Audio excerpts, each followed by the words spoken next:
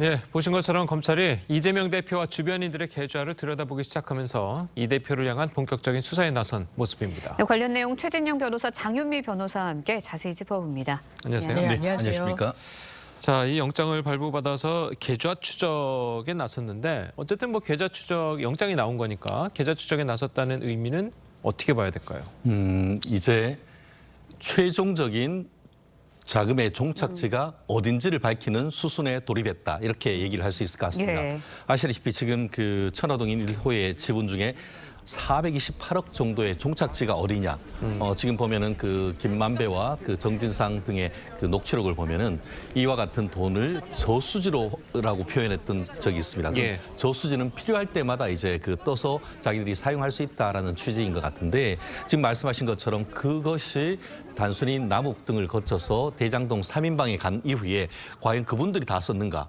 지금 보면은 그 작년 그 초 같은 경우에는 민주당 대선 경선이 있는데 대선 경선 예. 자금과 관련해 가지고 지금 보면은 남욱 변호사는 한 20억 정도를 그 대장동 3인방이 요청을 했고 그중에 실질적으로 8억 원이 넘는다는 돈을 그 경선 자금 명목으로 그 돈을 줬다라고 하기 때문에 그 자금이 결국은 흘러가서 지금 이재명 대표에게 현금으로 전달된 것이 아닌가 하는 의혹을 가지고 얘기를 하고 있는 반면에 지금 이재명 대표 측에서는 그것이 아니다라고 지금 강력하게 반발을 하고 있는데 어쨌든 법원으로서는 영장을 발부했다라는 점에 있어가지고는 지금 말씀드린 것처럼 배임죄라든가 정치자금법이라든가 뇌물죄와 관련되는 어떤 혐의에 대한 일정 부분의 소명은 있었다라고 볼 수 있는 부분이 있기 때문에 과연 이 부분이 어떤 식으로 해서 단순히 계좌 추적을 넘어서 이재명 대표의 자택에 대한 압수수색 등 강제 수사로 이어질지 여부에 대해서 좀 촉각을 곤두세워야 될 것 같습니다. 예. 네, 그런가 하면은 김혜경 씨의 이재명 대표의 부인이죠. 김혜경 씨의 법인카드 유용 의혹을 폭로한 A 씨로부터 검찰이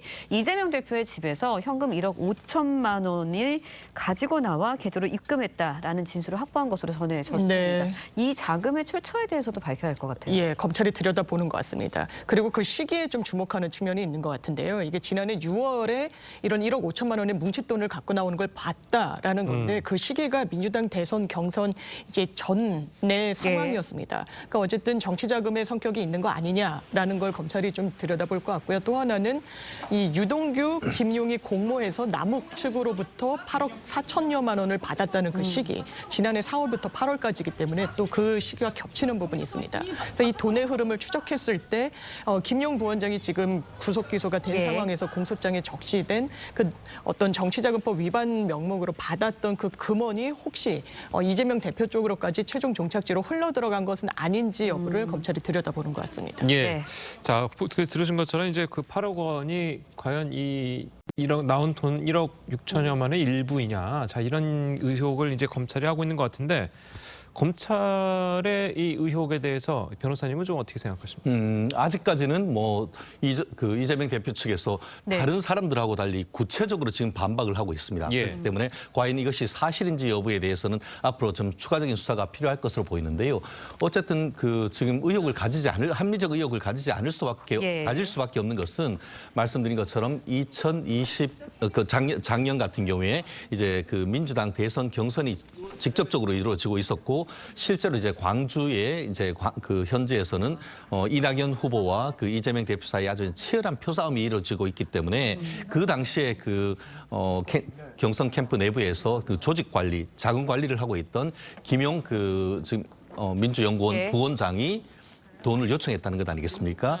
그와 같은 돈이 과연 이 부분으로 이제 흘러가는지 여부에 대한 것이 까마귀 달자 배 떨어지는지 과연 그 시점이 거의 비슷하게 되는 것이고 실제로 보면 돈을 받은 것 중에 지금 그 김영 부원장이 썼는 내용에 대해서 제대로 지금 묵비권을 행사하고 있지 않습니까? 그렇다고 하면은 말을 하면은 그 부분에 대해서 지금 그 쉽게 인정될 수 있겠지만 그 돈을 얘기하지 않고 있다고 하면은 결국은 그 검찰로서는 법원의 압수수색 영장을 통해서 그 내용에 대한 그 확인 작업이 불가피하기 때문에 결국 그 영장 청구를 통해서 지금 뭉칫돈의 흐름을 추적한다고 하면은 사실 사람은 거짓말을 하지만 돈은 거짓말을 하지 않는다라는 우리 격언이 있듯이 이 정도에 되는 돈이라고 한다고 하면은 그 흐름을 그렇게 네. 어렵지 않게 지금 확인할 수 있지 않을까 생각을 합니다. 네, 예. 검찰이 이재명 대표와 주변인들에 대한 네. 계좌를 들여다보기 시작했습니다. 만약에 수상한 점이 발견이 된다면 그 이후의 수사는 어떻게 진행이 되나요? 이젠 사람을 부르는 것밖에 방법이 없습니다. 돈의 흐름을 먼저 쫓게 되면은 그것을 이제 증거로 확보한 이후에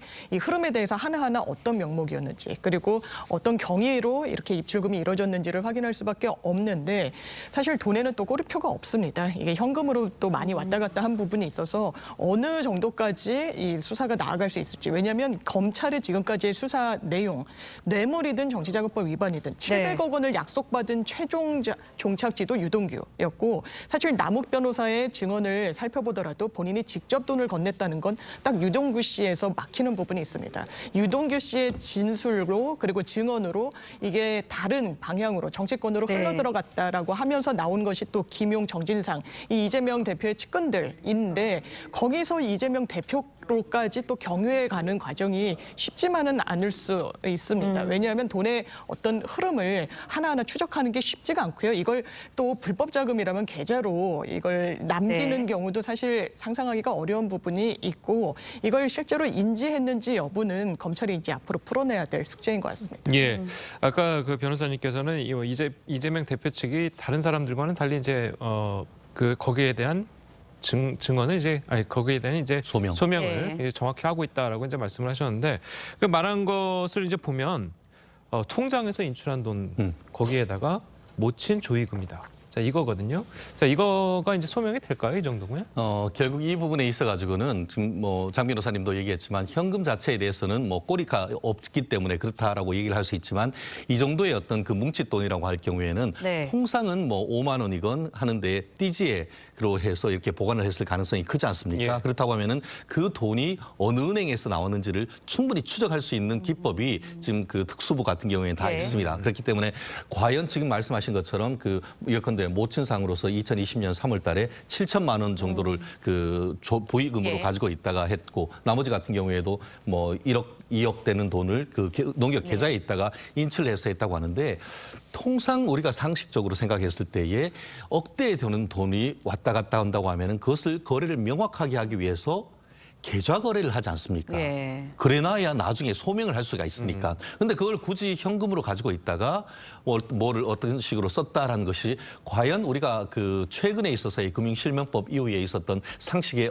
부합하는지에 대해서는 조금 아직까지 의문이 있는 것 같은데요. 나름대로 지금 말씀하신 것처럼 뭐 김용이라든가 예. 정진상이라 이런 사람들과 달리 그 이재명 대표가 이 현금 자체에 대해서는 아주 적극적으로 지금 그 소명을 하고 있기 예. 때문에 이 부분을 뒤집을 수 있는 그런 그 확실한 어떤 자금 흐름 같은 것들은 검찰에 입증을 해야 되는데 예. 말씀드린 것처럼 얼마 전 같은 경우에는 민주당의 노웅래 의원의 예. 그 계좌에 그 집에서 수억 원의 어떤 예. 현금이 나왔고 했다고 하는데 거기 그런 것들 보면은 예컨대 저런 거죠.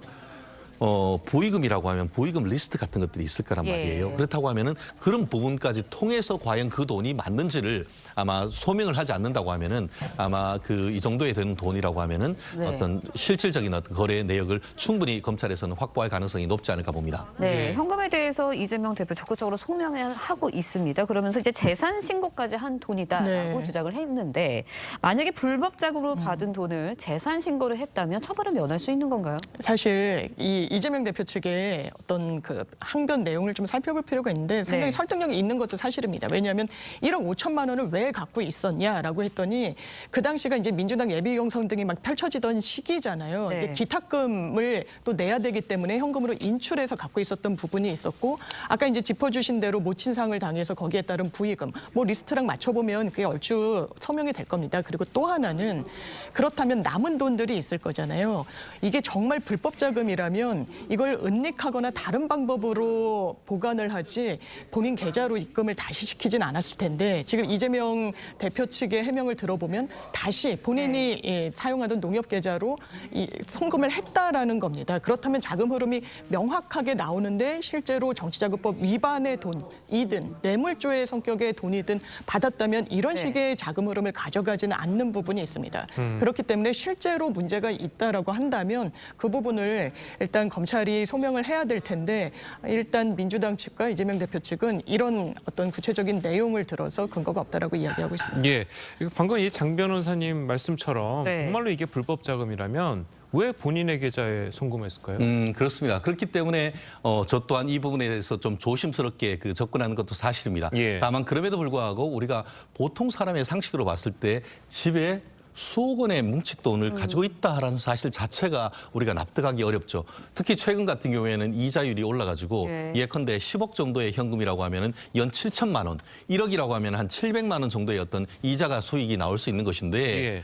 특히 그럼에도 불구하고 그것을 현금으로 가지고 있다. 그렇다고 하면 그 돈이 과연 정상적으로 조성된 돈인가에 대한 의문이 지금 생기지 않을 수 없는 것 아니겠습니까? 네. 그리고 예컨대 향후에 또 문제될 여지가 있는 것이 저희도 이제 뭐 아버지 어머니가 예. 돌아가시고 했습니다만 그에 따른 보위금이 수천만 원, 지금 뭐 하고 나서 7천만 원이 있었다는 사실 자체도 좀 보통 사람으로서 놀라울 수밖에 없는데 어쨌든 그 현금 자체를 가지고 뺐고 그 돈을 보면은 배모 사무관이라든가 지금 지난번에 이제 네. 그 경기도 법인카드와 관련되는 제보를 했던 사람에게 현금 뭉치를 네. 주었던 이런 거래는 사실 상식적으로 우리가 납득하기는 좀 어려운 것 아니겠습니까? 그렇기 때문에 돈 거래 자체, 자금 흐름 자체에 대해서 현금을 넣었다는 점에 대해서는 저 또한 나름대로 어떤 자금을 관리하기 위해서 투명하기 위해서 노력했다라는 건 인정하지만 그 돈을 의도적으로 빼서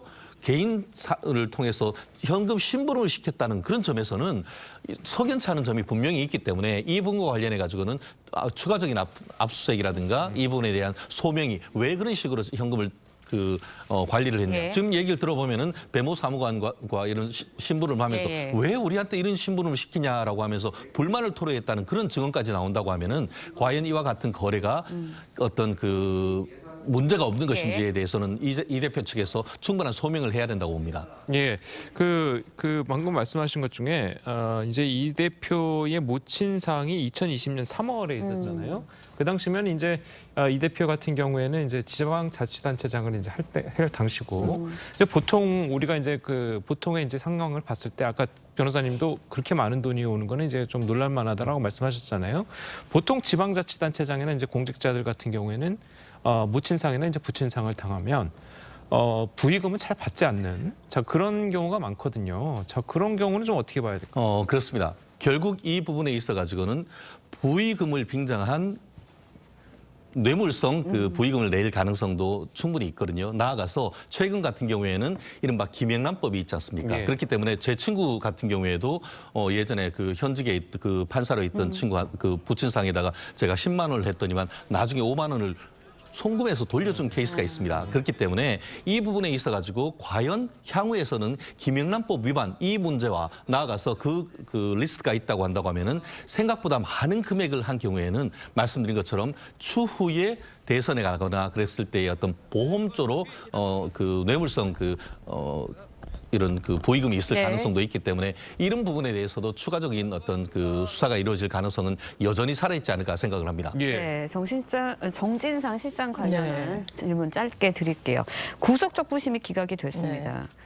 검찰이 이제 정 실장 신변을 확실하게 확보를 하게 됐는데 네. 어떤 의미로 봐야 할까요? 사실 구속적 부심은 기대하기는 어려운 절차였던 건 맞습니다. 실무에서 많이 하지 않는 것도 이제 한번 법원의 영장을 발부한 것에 대해서 이게 제대로 발부된 게 맞느냐를 사후적으로 다시 한번 문제 제기를 하는 차원인데 별다른 사정 변경이 없으면 잘 인용이 되지 않습니다. 이번 케이스도 마찬가지였다라고 좀 볼 수 있는 부분이 있고요. 그렇기 때문에 일단 측근이 구속됐다라는 거는 이제 다음 수순이 이재명 대표다. 라는 것은 부인할 수가 없는 사실이고 이미 그 사실관계에 큰 변수로는 작용하지 않을 것 같습니다. 네. 알겠습니다. 자, 오늘 두 분 변호사님 말씀은 여기까지 듣겠습니다. 잘 들었습니다. 네, 감사합니다.